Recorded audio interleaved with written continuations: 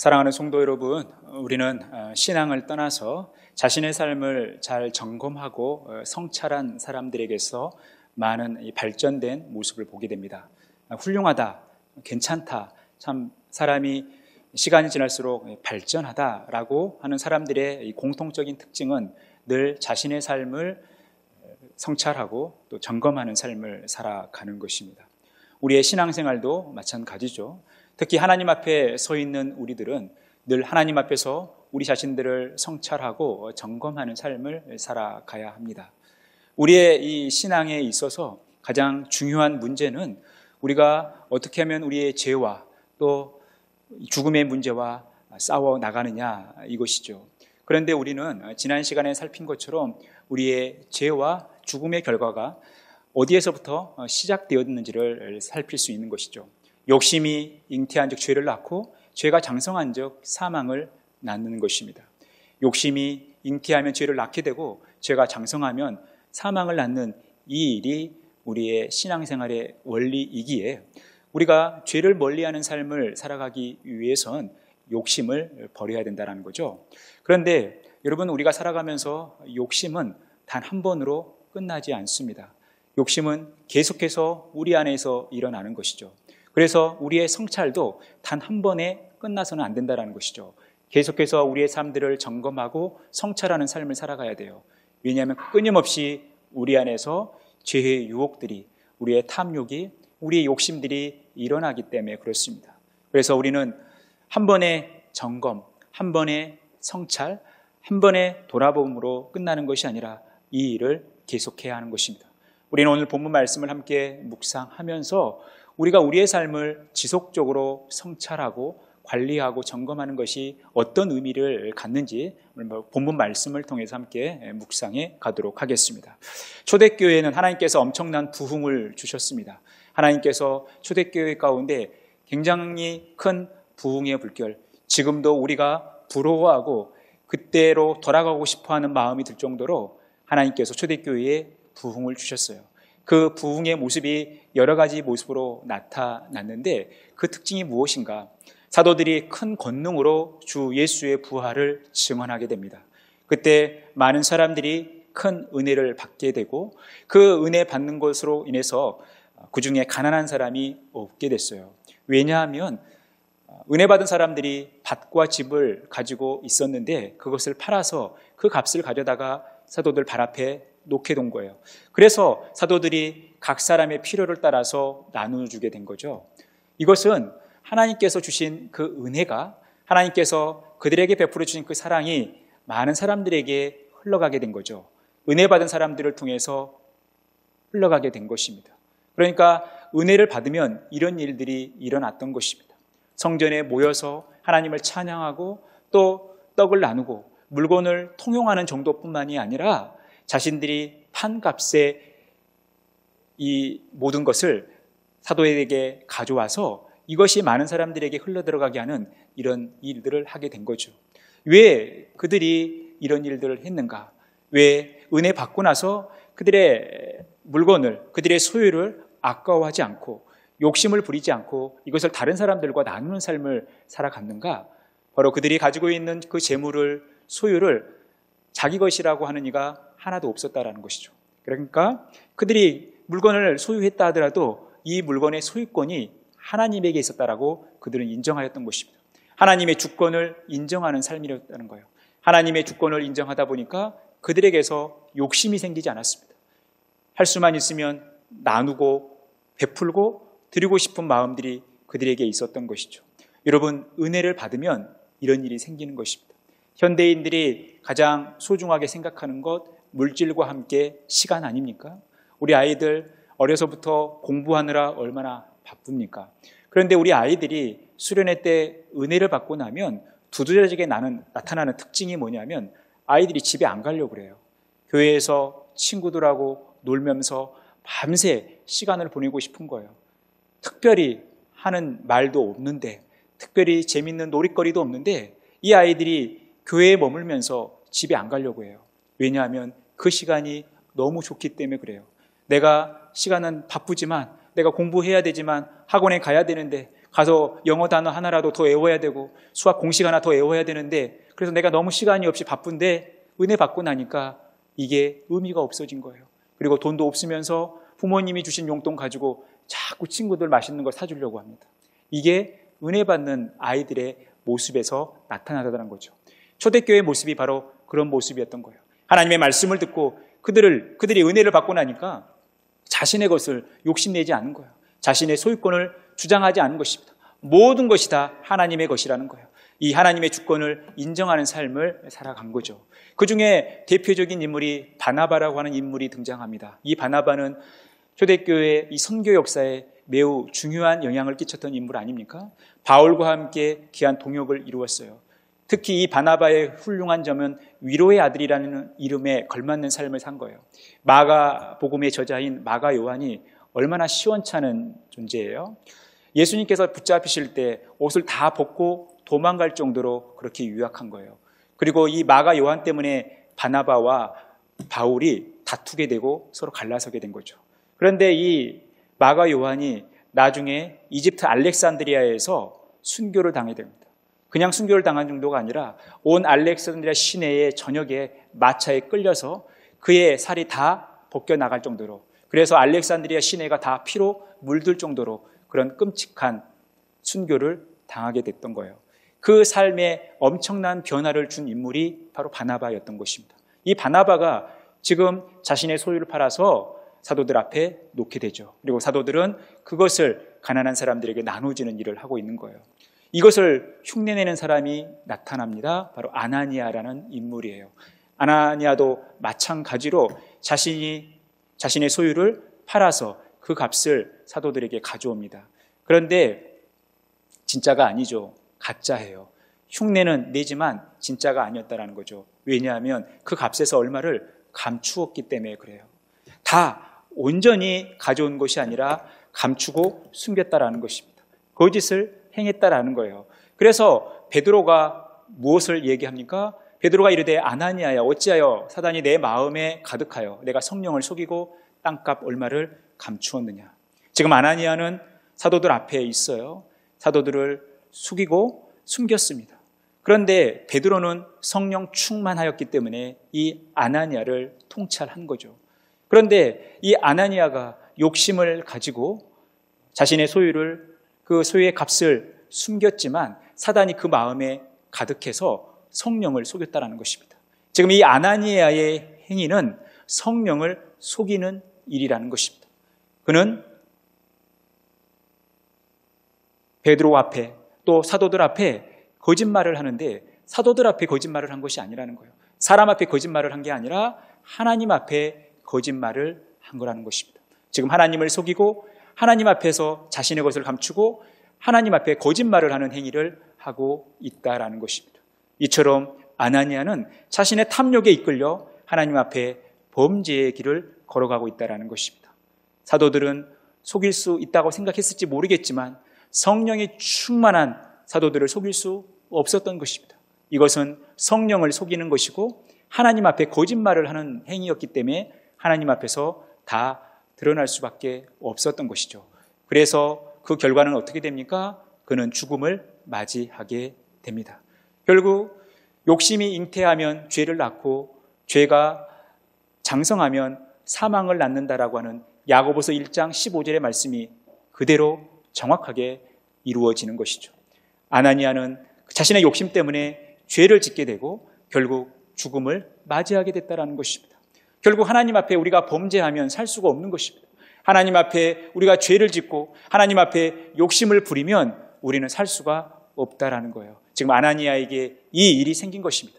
그런데 이 남편의 일을 꿈에도 모르고 있는 아내인 삽비라가 이제 한 3시간이 지나서 다시 사도들 앞에 나타나게 된 거죠. 베드로가 이렇게 물어요. 그 땅 판 값이 이것뿐이냐? 내게 말하라. 지금 베드로가 몰라서 묻는 것이 아니죠. 베드로는 지금 다 알면서도 삽비라에게 이런 질문을 해요. 그 땅 판 값이 이것뿐이냐? 이것은 몰라서 하는 질문이 아니라 삽비라에게 기회를 주는 것입니다. 지금 삽비라도 아나니아가 그 값을 감춘 것을 알고 있는 거예요. 그래서 이 아나니아의 죽음을 전혀 모르고 있는 이 삽비라에게 지금 베드로는 기회를 주고 있다는 것입니다. 다시금 자신들의 잘못을 뉘우치고 돌이키고 회개할 기회를 주고 있다는 것입니다. 그런데 이 기회를 지금 삽비라는 어떻게 반응합니까? 이르되 예, 이것뿐입니다. 이게 사실입니다. 이게 전부입니다. 라고 거짓을 행하고 있다는 것입니다. 지금 남편이 가는 길을 그대로 가고 있죠. 지금 하나님 앞에 죄를 범하고 있는 것입니다. 이렇게 대답하고 있는 삽비라에게 베드로가 이렇게 이야기합니다. 주의 영을 시험하려 하느냐.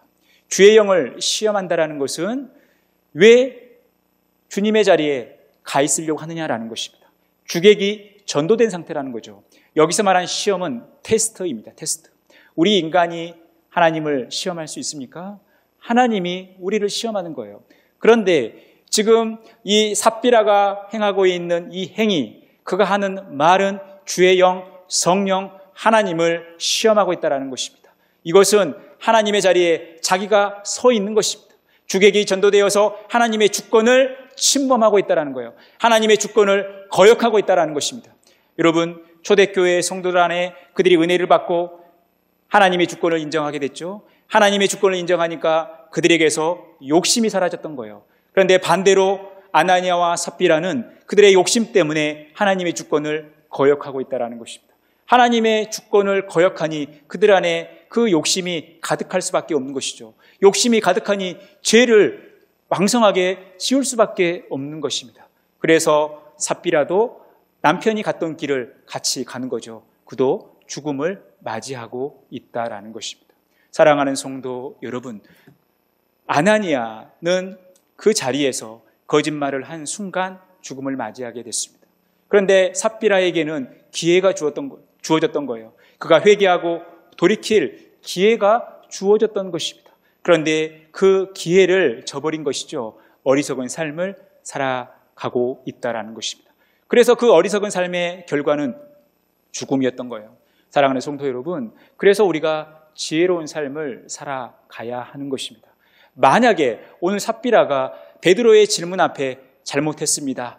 저희가 감췄습니다.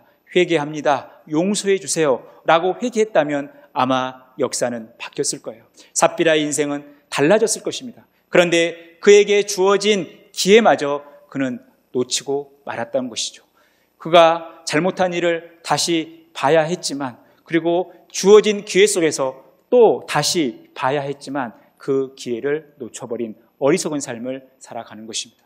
여러분, 우리가 이렇게 어리석은 삶을 살아갈 때가 많아요. 그래서 우리에게 필요한 것이 지혜이고, 이 지혜로운 삶을 살기 위해서 우리에게는 예수 그리스도가 필요하다는 것이죠. 왜냐하면 예수 그리스도가 지혜 자체이기 때문에 그렇습니다.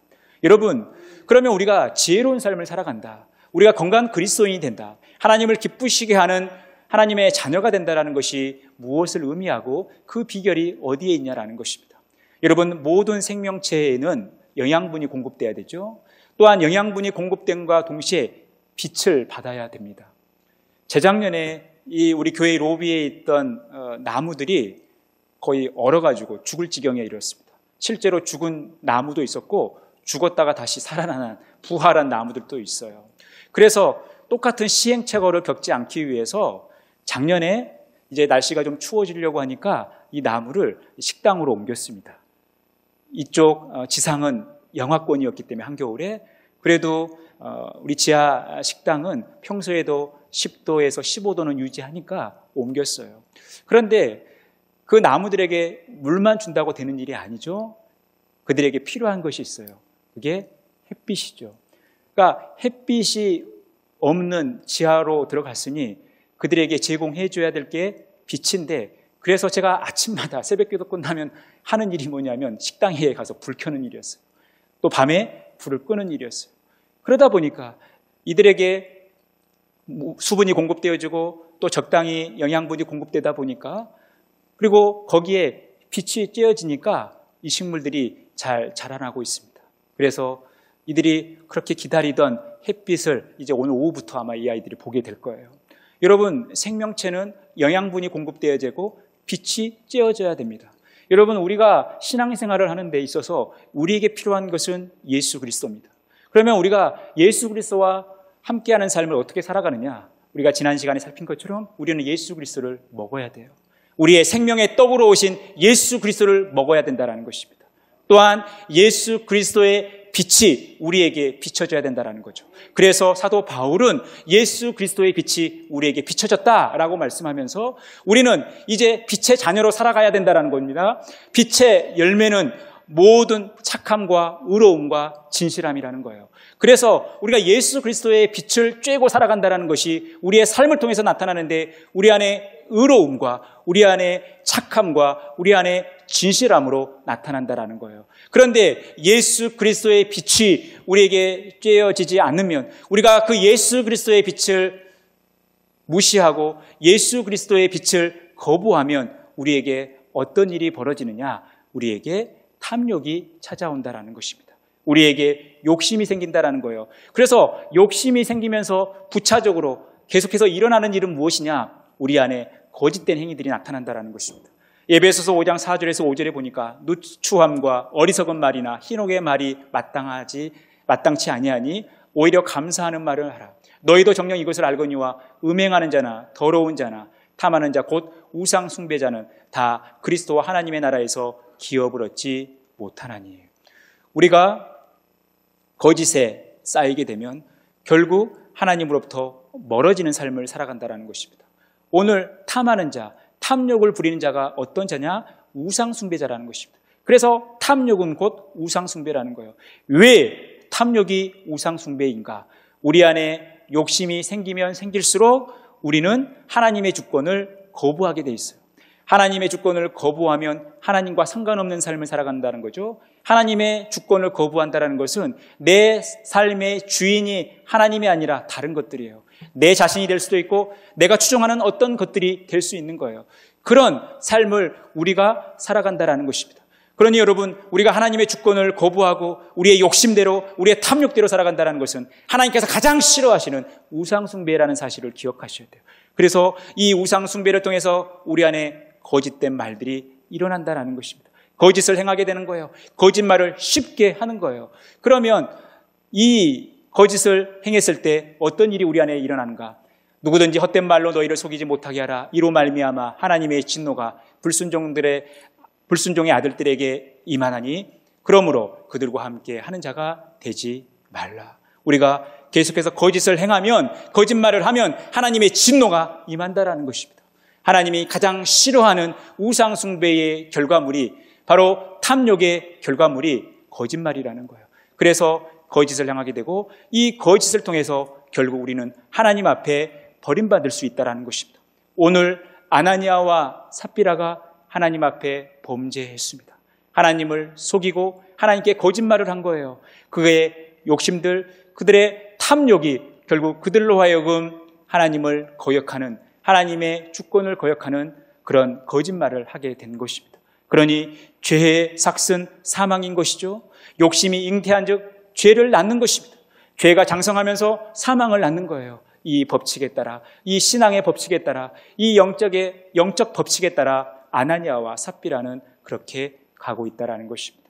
사랑하는 성도 여러분, 그래서 우리가 지혜로운 삶을 살아가야 돼요. 예수 그리스도를 먹고 살아가야 된다는 것입니다. 예수 그리스도의 빛이 우리에게 비춰져야 된다는 것입니다. 그러기 위해서, 우리가 이렇게 지혜로운 삶을 살기 위해서 어떻게 해야 되는가? 에베소서 5장은 16절에서 이렇게 말씀하죠. 세월을 아끼라.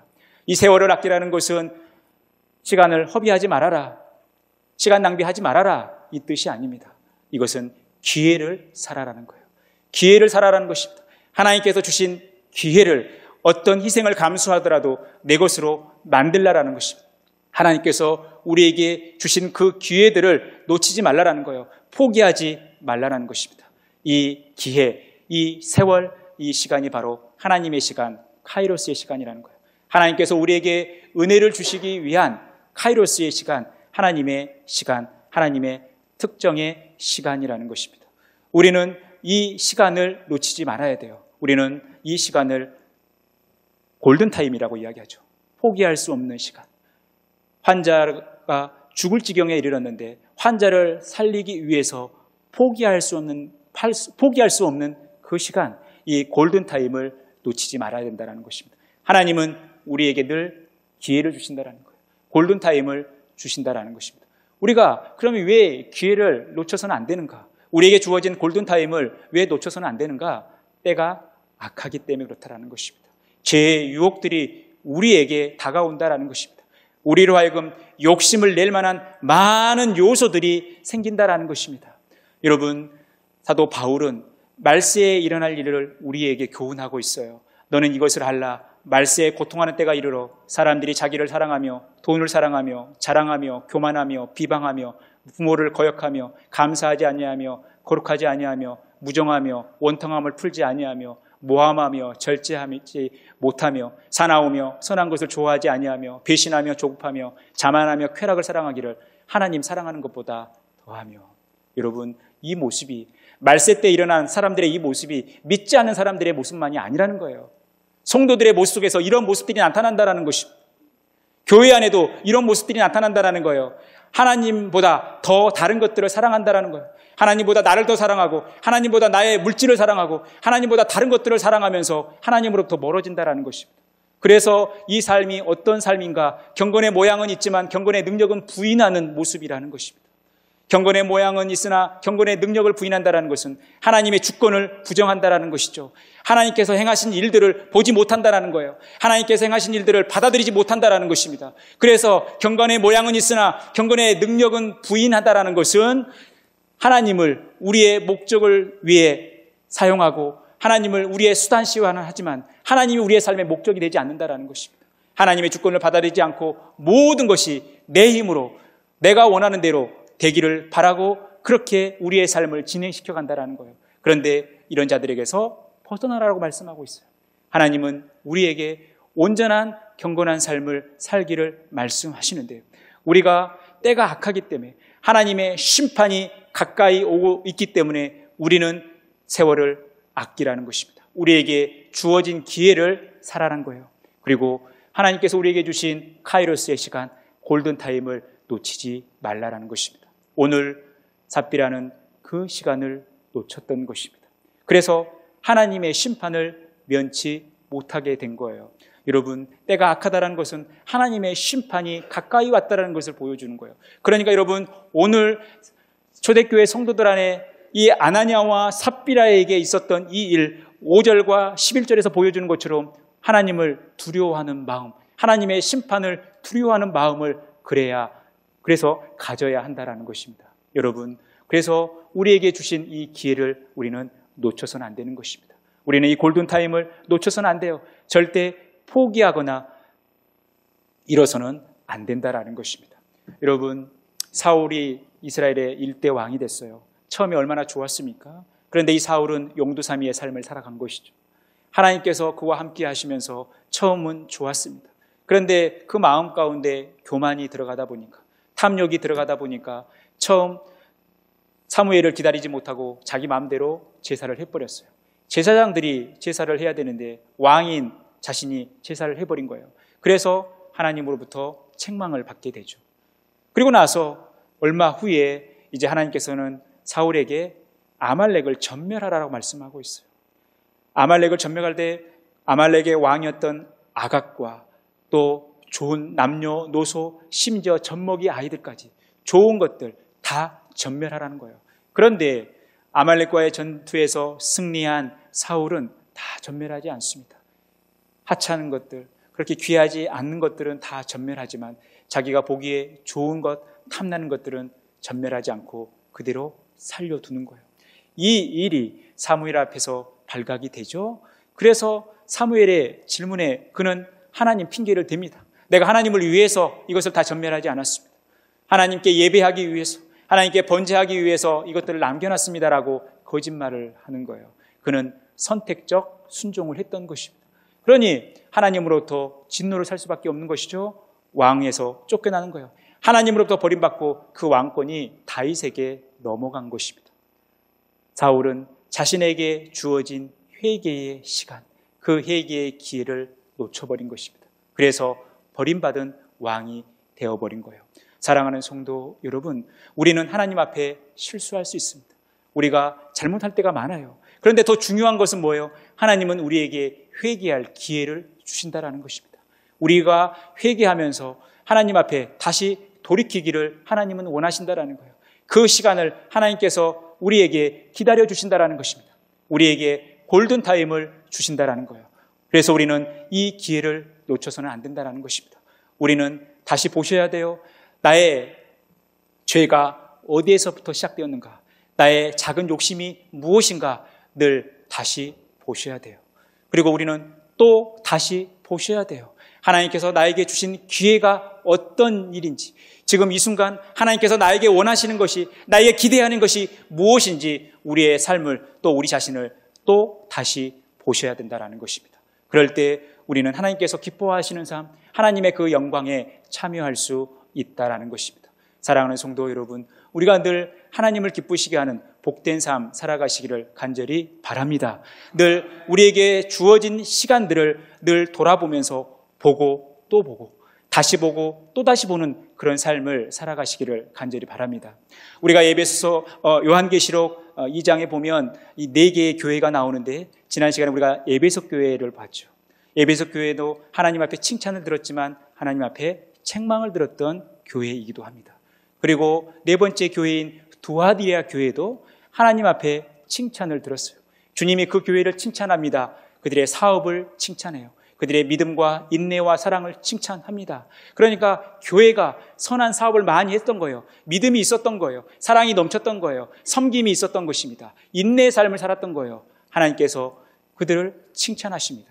그런데 그들 또한 책망하시는 거예요. 무슨 일을 책망하시느냐? 자칭 선지자라고 하는 이 이세벨이라고 하는 이 음녀를 용납한 것을 책망하고 있다는 것입니다. 그러면서 하나님께서 이 두아디아 교회에 요구하신 것이 무엇입니까? 그에게 회개할 기회를 주었을 때 자기의 음행을 회개하고자 하지 아니하는도다. 하나님께서는 이세벨과 그 이세벨의 유혹에 넘어가요 범죄했던 성도들을 향하여 회개의 기회를 주셨다라는 거예요. 다시 돌이킬 기회를 주셨다라는 거예요. 그런데 두아디아 교회 성도들은 회개하지 않았다라는 것입니다. 하나님께서 주신 기회를 놓쳤다라는 것입니다. 그들에게 주어진 골든타임을 놓쳐버린 것입니다. 그래서 일어난 일은 무엇입니까? 내가 그를 침상에 던질 터이요, 또 그와 더불어 간음하는 자들도 만일 그의 행위를 회개하지 아니하면 큰 환난 가운데 던지고 또 내가 사망으로 그의 자녀를 죽이리니 모든 교회가 나는 사람의 뜻과 마음을 살피는 자인 줄 알지라. 내가 너희 각 사람의 행위대로 갚아주리라. 여러분, 아무리 이세벨이 선지자 노릇을 하더라도 그 거짓은 하나님 앞에 드러나게 되어 있습니다. 하나님은 우리 모든 인간의 마음과 생각과 계획을 다 살피시는 분이에요. 우리는 하나님 앞에 숨길 수 없다라는 것입니다. 그래서 중요한 것은 우리가 하나님 앞에 범죄하지 않는 것도 중요하지만, 혹 우리가 하나님 앞에 범죄한다라도 하나님께서 우리에게 주신 회개의 기회를 놓쳐서는 안 된다라는 것입니다. 하나님은 우리가 회개하고 돌아올 때 우리를 용서하시는 자비로우신 하나님이라는 거예요.